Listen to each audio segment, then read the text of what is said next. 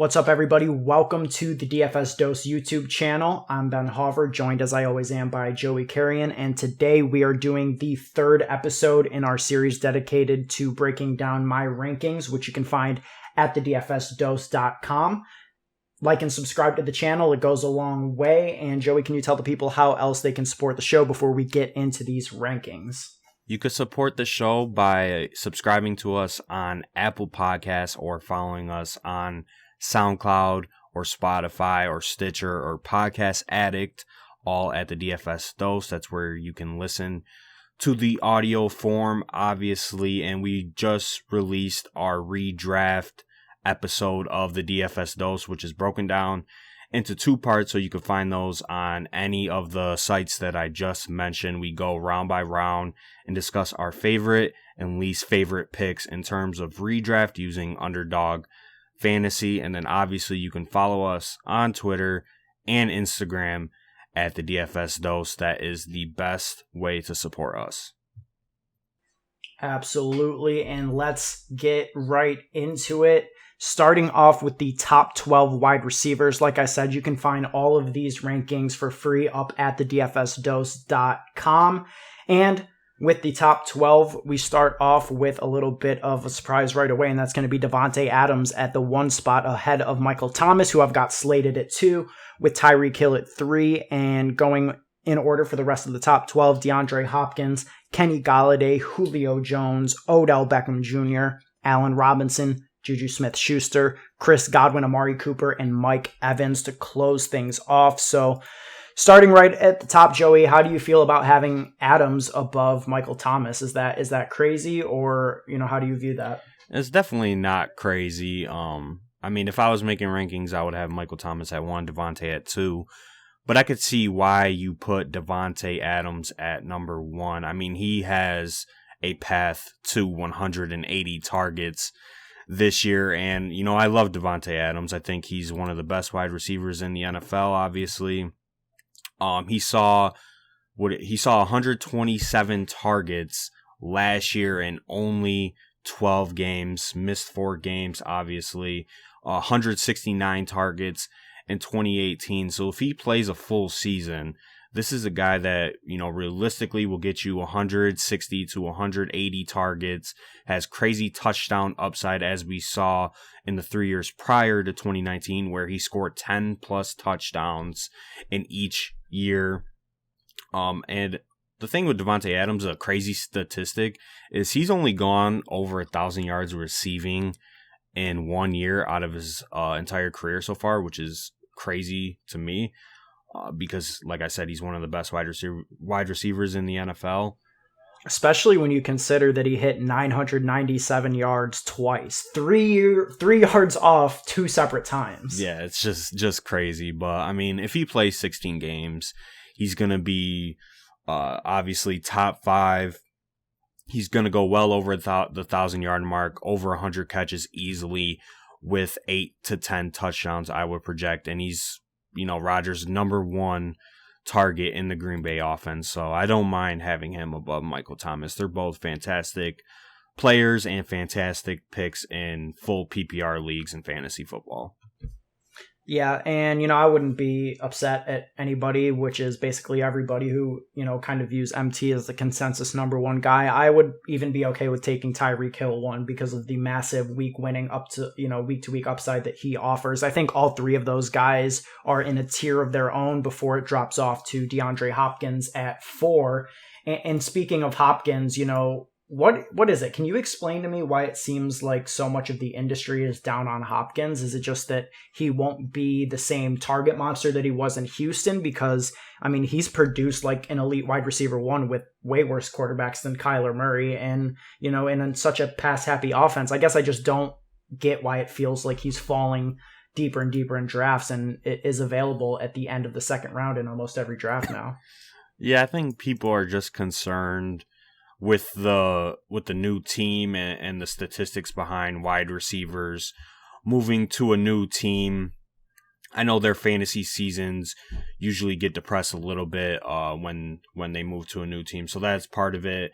Or the lack of time and potentially the lack of preparation in the Cardinals offense for DeAndre Hopkins has him falling down the draft boards. And like you said, you can get him at the end of the second round or the beginning of the third round, which I feel like is stealing for an elite wide receiver that has produced with quarterbacks like Brock Osweiler and Tom Savage and some other terrible quarterbacks. So DeAndre Hopkins is one of my favorite picks in fantasy football at his current ADP. Yeah, and I mean, getting somebody like that at the end of the second round and the upside that he offers, I'm all about it.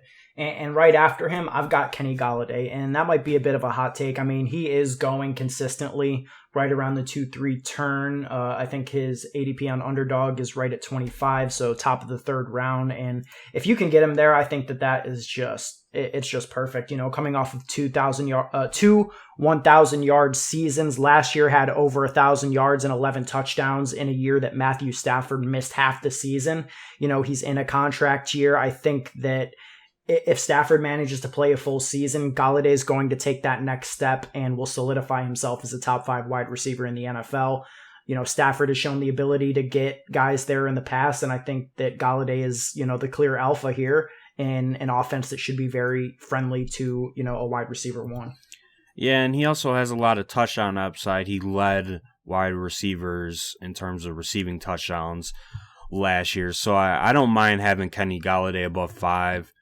Or at 5, I should say. But I don't know if I would personally rank him above a guy like Julio Jones, even Chris Godwin or Allen Robinson. But I could see why you have him at 5, and I think he is an elite wide receiver in the NFL. And he is an elite wide receiver 1 in fantasy football in 2020. So. Yeah, and when it comes down to Julio, you know, I've said this on our podcast and I've said it in other places too, but I would just rather be out a year early than a year too late. And with Julio, I mean, he's 31 years old. He's got Calvin Ridley breathing down his neck. And I just think that Galladay's situation is a little more clear cut at age 26. There's no real room for a fall off. And, you know, no disrespect to Julio, but it happens with these guys fast. You know, we see it with these big bodied wide receivers. It's just 1 year, it's over, and they aren't able to do what they have been due to the physicality and the drop-off that happens with their bodies. So, you know, I mean, he could be great for another year, but I'm willing to, you know, not take Julio this year personally, especially with guys like Golladay and some of the others that you mentioned behind him. And who I've got right behind him at number 7 is one of the players I'm most bullish on in this range, Odell Beckham Jr., who I've got at 7. If you look at Underdog's ADP, he's going as the wide receiver 13.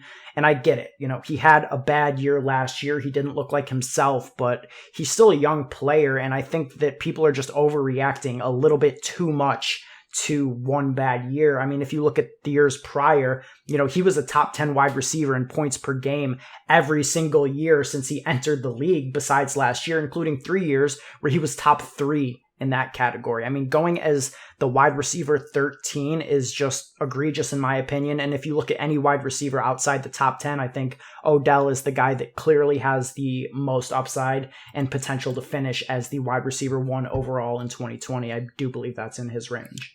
Yeah, Odell is obviously a very talented wide receiver. And, you know, I've always liked Odell. Ever since he's came into the NFL, he's a great wide receiver, great hands, great route running, great speed. It's just with Kevin Stefanski there, and I know we've talked about it on the podcast, the Browns are going to transition into a run-first team. Stefanski he was top 5 in terms of running rate last year with Minnesota. They ran at the 4th highest rate, just behind, you know, the Niners and Ravens, and the Colts were up there as well. So if the Browns are top 4 in rushing attempts, obviously that'll limit Baker Mayfield's passing attempts, which could then limit Odell's potential production. And, you know, if we just want to use it as a reference, Kirk Cousins only threw the ball 444 times last year, which was bottom 5 in the NFL. So if we're going to get bottom 5 pass attempts from Baker Mayfield projected, I think it'll be hard for Odell to finish in the top 10, despite his talent and everything that he has going for him in terms of him just being a great football player. But the opportunity might not be there this year like we think it may be. I mean, I will say that Stefanski is not a lock to be the one that's calling plays for the Browns. Their OC, Alex Van Pelt, it's been said that originally it was said that they were going to figure it out in preseason, that they would both have a hand in it, and then one of them would become the primary play caller as they figured it out in preseason. I don't know if that, tidbit has been updated with like a definitive decision yet, but I mean, I suppose that they are built to be a team that can run the ball at one of the highest rates with, an incredibly dynamic duo in Nick Chubb and Kareem Hunt, but it just seems like it would be a shame to let, Odell Beckham, Jarvis Landry, Austin Hooper, David Njoku, to not feed those guys the ball as well. So hopefully they are not that low in pass attempts. But I guess we will see how that comes out. And transitioning over to a team that we expect to pass the ball a lot, the only team with two guys from the same team in my top 12, the Tampa Bay Bucks, with Chris Godwin at number 10 and Mike Evans at number 12. And what I want to ask you is, about this feeling that I have where I almost feel like I need to switch these guys. For the majority of the offseason, I've thought that Chris Godwin was, in a prime position to sort of repeat what he did last year as they kicked him in the slot a lot more and he really broke out. But from all reports out of Bucks camp, Scotty Miller is having an amazing camp and he's earned himself, slot roles, which does that mean that Godwin is going to be playing on the outside? And if both guys are on the outside, maybe they need to be flipped in the rankings, because I do believe that, the thing that pushed Godwin ahead of Evans was the targets and the ability to be moved all around the field and play in the slot. If they're both just going to be primarily outside receivers, it might be time to move Evans above Godwin. Yeah, I could see that. I would personally still have Godwin ranked above Evans because I don't think they'll kick him out of the slot entirely like we are talking about Scotty Miller here. I don't think he is, a major threat to Chris Godwin's snaps in the slot, even if he's having the best camp of his life. That's just my opinion on Scotty Miller. But yeah, I think a lot of people are undervaluing Mike Evans because of the perceived notion that Tom Brady can't throw the ball deep, which by all means is wrong. He can throw the ball deep. He just had one of the worst skill position groups in the entire NFL last year with no deep threat. But he was still one of the most accurate deep passers in the NFL by all advanced metrics. So I love Mike Evans a lot this year, and he's been falling, to the third round, the early third, mid-third round in fantasy football. Godwin is still going in the second round, which I think, he could be relatively high in terms of his ADP, but I still think he's a good pick, and I think Godwin will be Tom Brady's favorite target in the Bucs offense.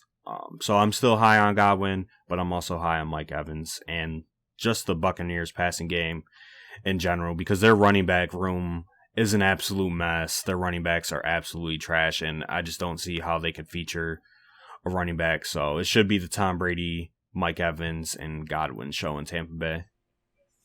Yeah, I do agree with that. And we can move on here to the guys who are being drafted as the wide receiver 2s from the range of wide receiver 13 to 24. So in order here, starting at 13, I've got A.J. Brown, 14, Adam Thielen, Cooper Kupp, DJ Moore, Calvin Ridley, Scary Terry, Terry McLaurin at 18, 19, Robert Woods, followed by Steph Diggs, DJ Chark, Devontae Parker, and then closing it off with DK Metcalf and Tyler Lockett back to back. So we'll again start up top. And I want to ask you if you have, come around to AJ Brown, or if you're still not buying the hype. Early in the offseason, we discussed him at length on the podcast and you just weren't feeling that vibe. So have things changed for you, or are you still, anti AJ Brown going this high? Yeah, I mean, I guess you could consider me anti-AJ Brown because a lot of people in the fantasy community love this guy, and I just can't see why anybody would want him as their wide receiver 1 on fantasy. He's on a team where they're going to be top 3 in terms of running rate. They have a quarterback in Ryan Tannehill. He had a great season last year, but we talked about it on one of the episodes of the podcast. I can't really remember. I don't think Ryan Tannehill is a good quarterback, and we could see him easily regress to his former self. Now, I could be wrong on this, and, maybe he took the turn in his career to being a good quarterback and a good fantasy quarterback. I just don't see that happening personally. Also with A.J. Brown, his 20.2 yards per catch last year should significantly regress. Although I will say he had 52 catches this year. I expect him to have more than 52 catches. He wasn't a full-time player until October of last year, like mid-October. So they didn't play him at all in September, which was obviously wrong on Mike Vrabel's part. But this is a guy that's getting drafted, in the third round. You have him as your wide receiver 13. So, right on the cusp of being a wide receiver 1. And I just don't think the opportunity is there for him to produce at an elite wide receiver 1 status like the guys above him, Mike Evans, Godwin, Juju, etc. So that's just my thought process on it. I'll push back because obviously I'm a high on him, with him as high as I've got him at wide receiver 13. And I think that he does have the capability to be an elite wide receiver 1. He showed it last year by putting up 20.2 yards per catch, which, just to put that in perspective, that's, a higher yards per catch than Tyreek Hill's ever had in his career. So this guy is a transformative weapon for the Titans. I agree on the points that, I think he'll be less efficient. I don't think he's going to repeat that insane kind of yards per catch efficiency, but, he is a guy who broke 1,000 yards on under 100 targets and 52 catches, right? So I think that he can maintain that production, albeit in a less efficient way, with the targets going up, being on the field as a full-time player from the first snap of the season this time around.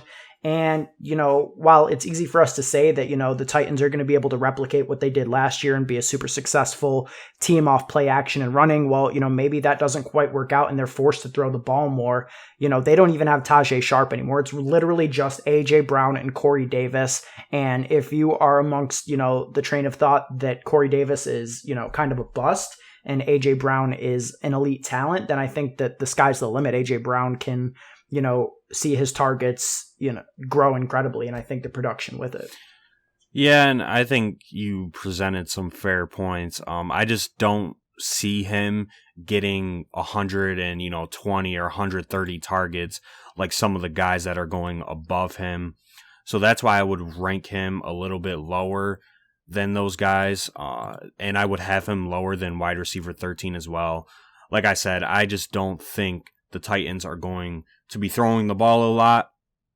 And, if he averages 7 targets a game, I don't think he can reach wide receiver 13 or wide receiver 1 potential, I should say, on 7 to 6 targets per game personally. But obviously, if he can repeat, 90 or 85% of his efficiency last year, he could easily do it. But I will say he did finish as a wide receiver 21 in PPR leagues last season, even with his crazy efficiency. But yeah, it's just, I don't think the opportunity is there on the Titans offense.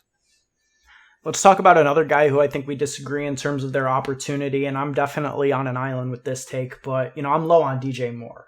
Okay, I've got him as my wide receiver 16 in these rankings. He is going as the wide receiver 9, definitely in the top 10 on Underdog Fantasy, and,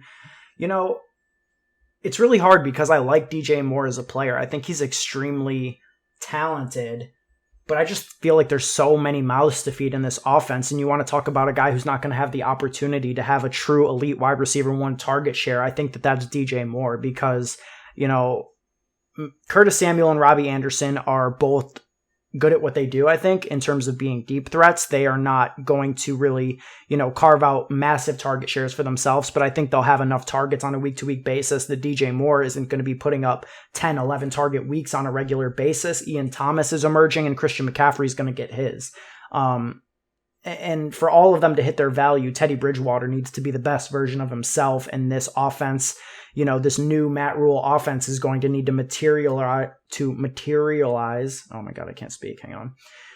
And this new Matt Rule offense is going to need to be its best version of itself as well. And I just don't know. I think that's a lot to ask with a new quarterback, a new scheme, a new coach, all in year one in a shortened offseason. It's just a lot to ask, in my opinion. There's obviously a lot of detractions that DJ Moore and the entire Panthers offense is facing this year. But I think what can work in DJ Moore's favor is that he runs the routes that Teddy Bridgewater likes to throw. He likes to run, or he runs the short and intermediate routes, which Teddy Bridgewater excels at. And then, like you mentioned, Curtis Samuel and Robbie Anderson are going to be running, like the deep routes. They're essentially the same player, in my opinion. And I'll just go out there. I'll throw it out there. I'm not too high on Robbie Anderson or Curtis Samuel. I think they are solid role players in the NFL. I think they're solid wide receiver threes. Maybe I'm too low on them in terms of their talent, but I think DJ Moore is a clear-cut alpha in the Panthers wide receiver core, and I think he deserves to be treated as such. Now, wide receiver 16, I think, I don't disagree with you, okay? I think he is higher in terms of the expert consensus rankings, which they have him at 9. I think that's too high, personally. So I agree with you that he should be lower than 9. Now, I don't know if I would have him at 16, but you can make cases for guys like Cooper Kupp, Adam Thielen, and even AJ Brown, like we just talked about, to be above him. And then I agree all of, your wide receiver ones are above him as well. So there's a good argument to be had. And then I just want to mention that the Panthers defense projects to be one of the worst in the entire NFL. So if that comes true, the Panthers offense is going to be throwing the ball a lot. They're going to be down in games, which serves well for DJ Moore, and he is one of the more talented wide receivers in the NFL. So, I'm kind of with you, but I could see him being higher. Yeah. That's all fair. I'm glad that we're sort of in a similar range on him. I don't really want to be that low on such a guy on a guy with such, tantalizing talent. It's just, I don't see. Yeah, that's the problem. Going ahead of guys like Odell and Allen Robinson and Juju, it's like, I can't justify that. I just can't. But, yeah, let's talk about another guy who I think has a tantalizing talent in this range. I moved him up one spot this morning, and that's Terry McLaurin, F1. And the question I have for you is, can I justify moving him up any higher? Because I just want to put this dude as high as I possibly can. I think that he could be one of the absolute monster breakouts in his sophomore season. He already had an impressive rookie year, but with the lack of other options on this team, with the chemistry he already has had with Haskins since college, I think that, Terry McLaurin is primed for a monster year and just an absolutely insane target share in this offense. Yeah, he's frankly their only capable wide receiver that they have. And like you mentioned, you mentioned everything: target share, opportunity, an established connection with the starting quarterback from their college days at Ohio State. So this man has everything going in his favor, and he's primed for a second-year breakout. So I love Terry McLaurin this year. He could easily see 150, 160 targets from Dwayne Haskins on a team that is going to be losing a lot. They're going to be coming from behind. They're going to be throwing the ball a lot, especially with some questions surrounding their running back room and who's going to get the majority of the touches. So, yeah, I'm high on Terry McLaurin, and in terms of moving him higher, I don't hate it. I think you can make a case he could be higher than a guy like Calvin Ridley or Cooper Kupp, even DJ Moore or AJ Brown. Yeah. So we'll see. Maybe one day he will be even higher on this list. And is there anything else you really want to hit on in this, 13 to 12 range? I figured I would explain myself for having DK Metcalf above Tyler Lockett, the two last guys on this list. And listen, with Lockett, I think he's a great player. Don't get me wrong. I mean, he was a virgin as of last year, as he told us all. So, he's a holy man. He's not going to have any distractions. He's not going to be sneaking women into, whatever form of a bubble they have, like that other Seahawks rookie did. But when it comes down to the football thing, I just think that Metcalf has the capability of reaching a higher ceiling than Lockett does if they both produce at their highest possible outcomes. Metcalf had 900 yards as a rookie, and that was in a season where with 100 targets, there were 42 missed opportunities. And I think that number can get a lot better. And all they've been saying out of Seahawks camp is that Metcalf is going to be used in a myriad of ways this season, whereas last year he was basically just used on, post routes, 9 routes, deep down the field stuff. If he's going to be kicked into the slot, be like a big slot at some points, as well as the team's clear-cut best red zone option, and he was, 100 yards off from 1,000 yards as a rookie, I think that the sky is just sky high with Metcalf and a guy like Russell Wilson, who is just so good. Yeah, I definitely agree with everything that you said. And I know a lot of people love Tyler Lockett. I'm not one of those guys. I think he is a solid NFL player, but I don't think he's anything special. And, DK Metcalf, now he's something special. This is a guy that has all the talent in the world and all of the metrics that you look for in an elite wide receiver one. Obviously, elite speed, great size, great hands. So I love DK Metcalf, and I agree that he should be ranked above Tyler Lockett this year, especially if he becomes more involved in the Seahawks passing offense in terms of, expanding his route tree and not only using him as a deep threat.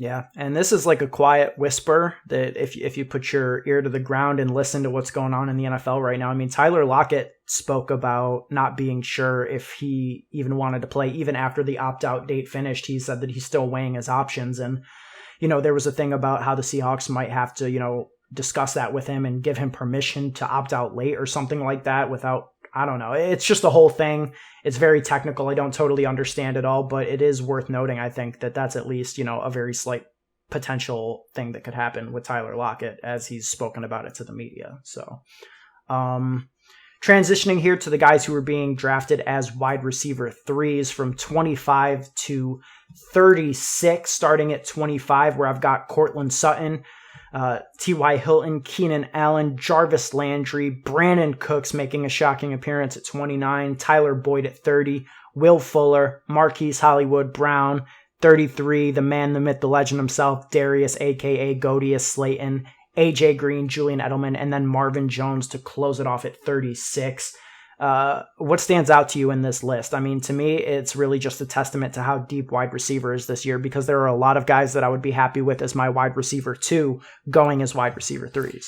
Yeah, for sure. I mean, you can get a guy like T.Y. Hilton or Keenan Allen as your wide receiver 3. Now, obviously, there's question marks surrounding their offenses. With T.Y. Hilton, the Colts are going to run the ball a lot, and he's been dealing with a lot of lower body injuries in his career. And then with Keenan Allen, can Tyrod Taylor, support multiple fantasy assets in the Chargers offense? Now, those are obviously valid questions, but Keenan Allen and T.Y. Hilton are great wide receivers. I mean, they've solidified their spot as top wide receivers in the NFL over the past couple of seasons, and you know what you're going to get with them. You're going to get a lot of catches, you're going to get a good amount of touchdowns, and you're going to get targets. So I love having them as my wide receiver 2 or wide receiver 3, like you just mentioned.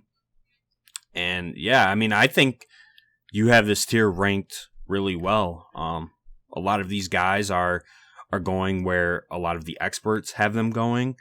And I think, I think Brandon Cooks is higher, and I agree with that. I think he should be above Will Fuller. Hot take right there. Mm-hmm. We've been on that for months now, though. For months, yep. But yeah, I think this tier is really accurate, and I agree with pretty much everything, that you have ranked in this tier. So. Yeah, and to the Brandon Cooks point, look, it's just the thing about, Will Fuller is in a position where he could have an absolute breakout this year. I think that makes sense, and I understand why people are so bullish on him, but this is a guy who has never been able to put it together for a full stretch. I mean, he's missed, a multitude of time in basically every single year that he's played. He is entering his 5th year, still looking to break 700 yards receiving for the first time. Whereas Brandon Cooks, yeah, again, a guy coming off of a bad year, but prior had 4 or 5 straight years of 1,000-yard seasons across 3 different rosters. So I'm not worried about him switching teams. He's shown that he can do it. And despite having been on all these different teams over the past few years, I mean, he is the same age as Will Fuller. He's only 26 years old, incredibly young considering how, much he's traveled around the league. And I think that he fits really well with what Deshaun Watson's going to do. So I would advise anybody watching this video and anybody who listens to our podcast to join us on the Brandon Cooks train, because it's not stopping until it wins you a championship. And then, I mean, Joey, if this is anybody's first exposure to us as a podcast or as a YouTube channel, I mean, we got to talk about Darius Slayton here. He is the official player of the DFS Dose podcast. Do you want to tell the people a little bit about why? Yeah, I mean, this guy is the next coming of Jerry Rice. Just an athletic freak of a wide receiver. What is he, like 6'2", 6'3", ran a 4.4 40. Just a great player, great route running. The sky's the limit for him in the Giants offense with Daniel Jones. I mean, I think we're both on board the Giants offense improving train this year. I think they have one of the more talented offenses in the NFL that people don't realize, with Daniel Jones, Saquon, Slayton, Tate, Sterling Shepard, Evan Ingram. I would rank them, top 5, top 6 in terms of talent on the offensive side of the ball. So yeah, Darius Slayton is just the next great wide receiver, and you got to get on board before it's too late. Yeah, and you really only have a few more weeks to draft him before he starts tearing it up this season and just blowing away all expectations, because I can tell you this right now, he's not going to be being drafted as a wide receiver 3 this time next year. Last question, Joey, talking about this tier is, I'd like to ask you about Julian Edelman's outlook, because, he is a player who seems like he's in a good spot, right? I mean, there's not too much competition for targets in New England outside of, Mohamed Sanu and N'Keal Harry, which again, if anything, just solidifies the type of targets we can expect Edelman to see. But, is he too low here, or is it fair to start wondering if, we're towards the latter part of Edelman's career? Yeah, I mean, this is a guy who's 34 years old, and so it could be the latter part of his career. But I think the more important thing that you mentioned is his competition for targets in the Patriots offense. There's been some reports about N'Keal Harry just being soft. Like, I think Cam Newton called him like a doughboy or something, like the Pillsbury Doughboy. Mohamed Sanu Mohamed Sanu is an average, maybe, wide receiver in the NFL. I don't think he's that talented, and a second-round pick for Mohamed Sanu was a terrible trade, just blasphemous. So I think Julian Edelman is the only guy in the Patriots offense that will command targets this season, and him and Cam Newton should be money over the middle of the field. So now back to your question, is he ranked too low? You could make a case for all of these guys to be above him. I will say that. Would I rank him higher? Yeah, I think I would. Just with the fact, especially in a PPR league, that he's going to get a lot of catches, as he's going to be the main focus on the Patriots offense in terms of their passing offense. And this is a guy at age 33 last year. He had 100 catches for 1,100 yards and 6 touchdowns. Finished as the wide receiver 7 in PPR leagues last year, which a lot of people may not know that. So, yeah, he could fall off a cliff suddenly, but I think him and Cam Newton will, develop a solid connection this season, and I don't really trust any of the other Patriots wide receivers right now. So give me all of the Julian Edelman, especially outside of the top 100 picks where he's currently going. Yeah, I mean, I will admit that that argument does make a lot of sense, and I hear what you're saying. I'm also not surprised because I know that you do have an infatuation with older players, and the listeners will definitely hear that more on the tight end episode, 100%. But that'll be coming out very shortly, so make sure you are subscribed to the channel so you don't miss it. And then we're going to move on to the final tier here for this video. It's going to be the guys being drafted as wide receiver 4s.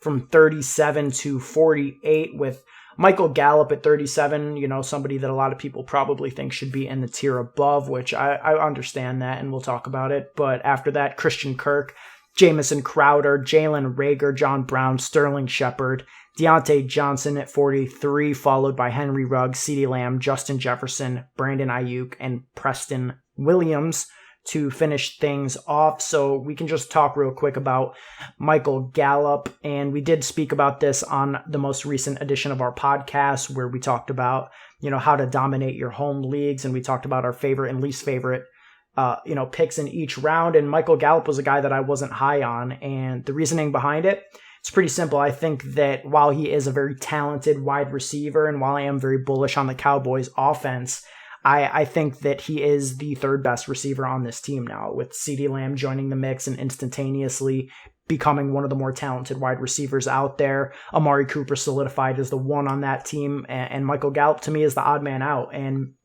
I think that all three of these guys will have productive weeks here and there, for the Dallas Cowboys, but I don't think that after the Cowboys see CeeDee Lamb on the field that they're going to be able to keep him off. And Amari Cooper's not going anywhere, which only leaves Michael Gallup to take the hit there. So how do you feel about that and the logic behind that? Yeah, I mean, I could get on board with it, but if the listeners want to go and hear the full segment, like you said, they can go and check out the latest episode of the DFS Dose.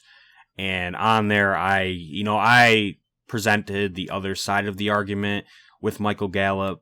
I mean, there's a lot of opportunity in the Cowboys offense, especially with Mike McCarthy as the head coach now, who does like to favor the pass.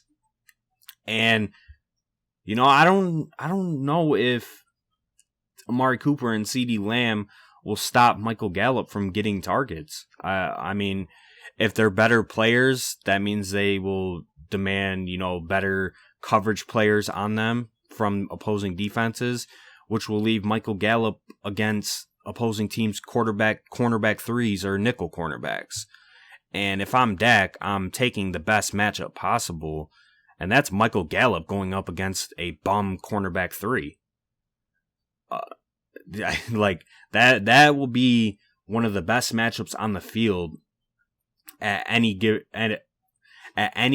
particular point of the game for Cowboys games. Unless CeeDee Lamb is in the slot, then that matchup will probably be the best. But yeah, Michael Gallup is a guy who I could see getting 70 catches for 1,000 yards this year. Now, will that propel him into wide receiver 2 status? Probably not. But I think 37 is a little too low for him, especially in one of the best offenses in the NFL that has a lot of opportunity for him to produce. So I would rank him in the top 30. He's currently ranked as the wide receiver 30 in the expert consensus rankings, which I would most likely agree with. So I would put him at top 30, but there's obviously some cons to Michael Gallup's situation. So yeah, all valid points, and I wouldn't be shocked to see him beat this ranking either. And then let's talk about the real story of this tier of players, which is the rookies, right? There's 5 rookie wide receivers in this tier out of 12 players. And look, this happens oftentimes. These guys get drafted in the first round into situations that seem strong. Jalen Reagor, Henry Ruggs, immediately seem poised to take massive roles in their offenses. You could say the same thing about Brandon Ayuk with Deebo Samuel's injury. Justin Jefferson being the clear, number 2 there, behind Adam Thielen in Minnesota, with only Tajay Sharp on the roster to really contend with him. But, rookie wide receivers, they struggle oftentimes. And maybe I'm a little bit too high on these guys. How do you feel about that and weighing things like the talent that these guys clearly have versus something like, guys who are more likely to be comfortable in an NFL offense, but are probably not quite as talented. Guys like, say, Alan Lazard or the Doughboy himself, N'Keal Harry. How do you feel about that? Yeah, so obviously I think guys like CeeDee Lamb and Jerry Jeudy are more talented than N'Keal Harry and Alan Lazard, and I would take them above those guys in drafts, even with all the points that you mentioned about rookie wide receivers struggling in the NFL. Now, I don't think I would draft Henry Ruggs above a guy like CeeDee Lamb or Justin Jefferson, who you have him ranked above, and even a guy like Preston Williams or Ayuk. I'm lower on Henry Ruggs, personally, but I think I'll be avoiding rookie wide receivers. I think that's what it comes down to. Are you going to be drafting rookie wide receivers, or are you not going to be drafting them? And I think I'm going to be targeting some of these second-year guys because I don't think their ceiling is as high as the rookies, especially in redraft. But I think they are more talented, and they do deserve to be ranked higher than the guys like Alan Lazard and N'Keal Harry, personally. But I think Jalen Reagor in this tier has the best opportunity to reach 1,000 yards and probably 6 to 8 touchdowns. And he's my favorite rookie wide receiver to draft in fantasy drafts at this moment. But other than that, I'm largely avoiding guys like Justin Jefferson, Henry Ruggs, Jerry Jeudy. I don't know if that's unpopular or not, but yeah, I don't have Jerry Jeudy even ranked remotely near this tier. I've got him all the way down at wide receiver 60. I just want no part of him as a guy who I look at as pretty clearly behind Cortland Sutton, at least to start off the year in an offense that I don't trust, especially the passing game there with Drew Lock in Denver. But I agree with you wholeheartedly. Jalen Reagor is the one guy in this group that I feel has a very high floor and a pretty high ceiling as well, just with the role he's going to step into. They're talking up J.J. Arcega-Whiteside over in Philly, and if that is the main competition there, as well as an injured Alshon Jeffrey and an ancient Deshaun Jackson, I think Jalen Reagor is going to solidify himself extremely quickly, and there are reports that his week 1 role should be big as well, and I think that makes a lot of sense. Yeah, so for that reason, he is the main rookie wide receiver that I'm targeting in terms of drafts.